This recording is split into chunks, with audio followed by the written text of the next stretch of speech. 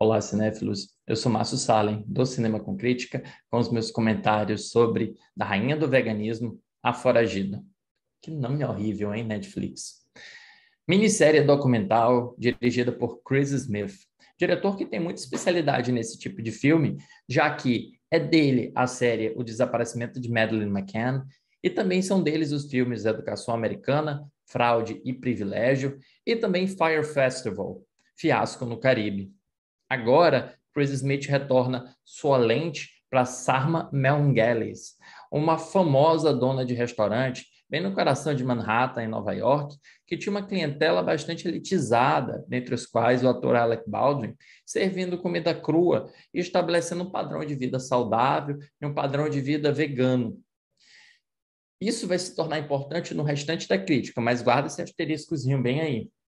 Certo dia, dentro da sua rotina de vida, ela conhece Shane, que é o nome que se autodenomina Anthony Strangers, um sujeito bastante misterioso que começa uma relação com ela, mas uma relação que não parece ter extravasado por campo amoroso, muito embora eles tenham se casado.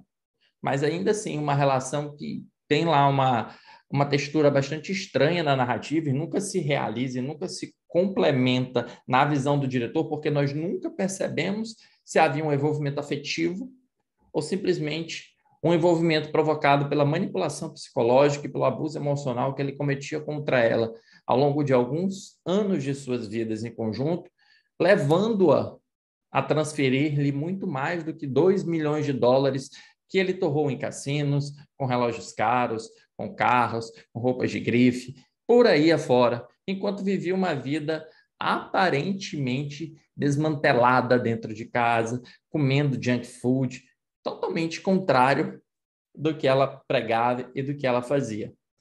Veja, a narrativa se coloca numa posição de distância bastante interessante, porque a Sarma, enquanto ela repassava essa quantia para o Anthony, ou muitas das vezes ele fazia esse próprio repasse através das contas dela, através do acesso que possuía, estava cometendo fraude, e não apenas fraude, não estava honrando os compromissos que ela havia assumido desde o primeiro dia em que ela tomou conta do restaurante a sós, como empréstimos, dívidas trabalhistas, dívidas fiscais, tudo isso virando uma grande bola de neve dentro de uma realidade a qual ela não parecia saber se situar.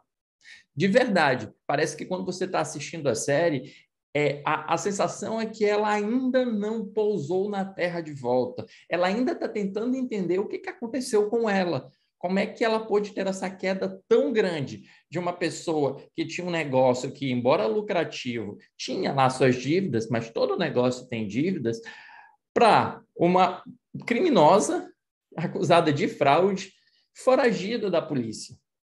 É muito interessante perceber como o diretor Chris Smith cria, então, uma espécie de distância dessa personagem para que ele possa fazer as perguntas certas, que são as perguntas que muitos de vocês vão se fazer enquanto vão estar assistindo a minissérie, que é, cara, como é que uma mulher pode ter caído neste golpe? Sério, como é que uma pessoa que deve ter feito as melhores faculdades, deve ter tido uma ótima criação, tem bons amigos, tem uma rede de apoio, pode ter sido manipulada psicologicamente por um sujeito absolutamente desequilibrado, como vocês vão perceber no segundo episódio, e ainda assim permanecer nesse buraco com ele até ser arrancada desse buraco. Porque se as coisas não houvessem acontecido da forma como aconteceram, ela permaneceria nessa dimensão paralela em que ela parecia habitar. Então, o Chris Smith faz essas perguntas. Ele não se acovarda, ele chega para ele e diz, cara, como é que você caiu nisso? E a gente vai criando empatia com essa personagem, porque nós vamos percebendo a fragilidade emocional que ela vai demonstrando ao longo da minissérie, mas também nós mantemos uma certa distância. Eu não diria nem só distância, mas nós colocamos um vidrozinho que separa-nos dela, de forma que, tá bom, eu acredito em ti, mas olha, é muito estranha essa história, viu? Como se a gente chegasse nesse ponto para ela. Então, o que a narrativa faz é questionar a nossa própria relação com casos iguais a esse e questionar como o espectador vai se relacionar com este tipo de abuso específico chamado gaslight. E a narrativa ela é muito envolvente.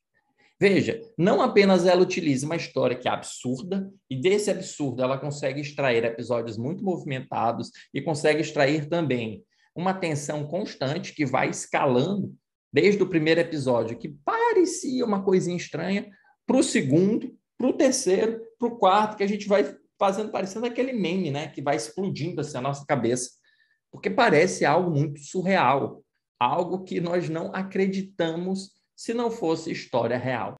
E, além disso, Chris Smith é muito inteligente como diretor.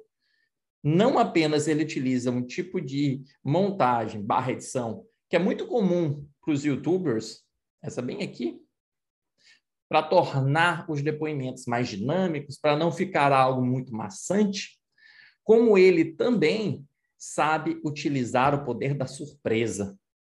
Em certo momento, por exemplo, ele faz uma brincadeira com uma personagem até que nós descobramos que essa personagem, na realidade, faz parte de uma grande história do Anthony Strangers. E ele revela isso de uma forma inteligentíssima.